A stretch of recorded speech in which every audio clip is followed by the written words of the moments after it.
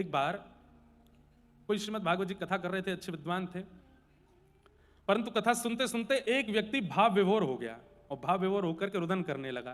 कोई उसने डिस्टर्ब नहीं किया किसी को, बस वो बैठ करके वहां रुदन करने लगे। तो वक्ता जो थे वो ज्ञान परक कथा करते थे, भावना परक उनकी नहीं थी। तो क्रोध में भर के उन्होंने देखा उसको, बोले सुनो भाई, ये रोना धोना करना है तो बाहर जाओ, यहां बैठ करके रोना नहीं है। जबकि उनके विलाप में स्वर भी नहीं था, वो केवल अश्रुपात कर रहे थे। लेकिन वक्ता को लगा कि भाई ज्ञान की बात है, यहां पर ये भावना, ये रोना धोना क्यों? वो जो श्रोता थे उनको बाहर भेज दिया। ये प्रसंग गया श्रीमंत चैतन्य महाप्रभु के पास। महाप्रभु जी को बड़ी पीड़ा हुई। बोले वो विद्वान तो हैं, कथा के वक्ता तो हैं, लेकिन भावना युक्त व्यक्ति को कथा से ऐसे दूर कैसे कर सकते हैं? बहुत दिन तक तो कुछ बोले नहीं, पर एक दिन क्योंकि चैतन्य महाप्रभु श्री राधा कृष्ण मिलित तनु हैं, दोनों का मिलित स्वरूप है, तो कभी कभी उनको आवेश आ जाता था। एक दिन आवेश में आकर के कथा में पहुंच गए और व्यास जी को इतना डांटा, इतना डांटा। बोले भागवत जी कहने का तुम्हारा अधिकार नहीं है, तुम विद्वान हो, तुम वैराग्यवान हो, तुम सर्वगुण संपन्न हो, पर तुम्हारी चित्त में प्रेम नहीं है, इसलिए तुम इस मंच पर बैठने का अधिकारी नहीं हो। इतना डांटा, वो बेचारे घबरा गए। सबने महाप्रभु जी को भाव में देखा था, आज क्रोध में पहली बार देखा।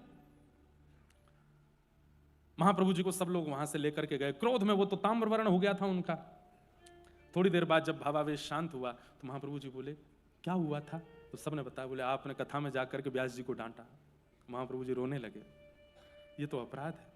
व्यासाय विष्णु रूपाय, व्यास तो विष्णु रूप होता है, उसको हमने कैसे ऐसी बात बोल दी?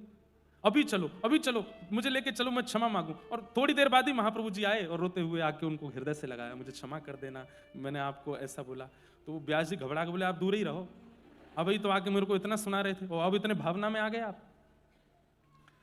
तो महाप्रभु जी ने उनको हृदय से लगाया, बोले ऐसी बात नहीं, पर मैं आपको एक बात कहूं। बोले क्या?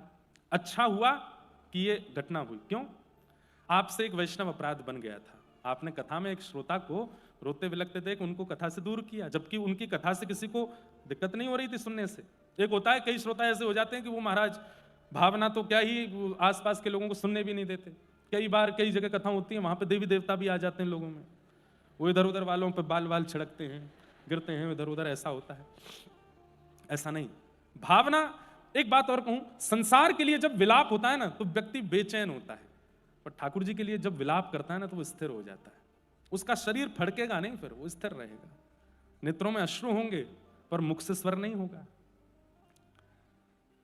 महाप्रभु जी ने समझाया कि तुम्हारा वो दोष दूर हो गया मेरे रोष करने से, अब आप चिंता मत करो, पर अब हमारी आज्ञा प्रेम से स्वीकार करो। कथा में प्रेम चित्त में धारण करो, भक्ति चित्त में धारण करो, भावना से कथा कहा करो।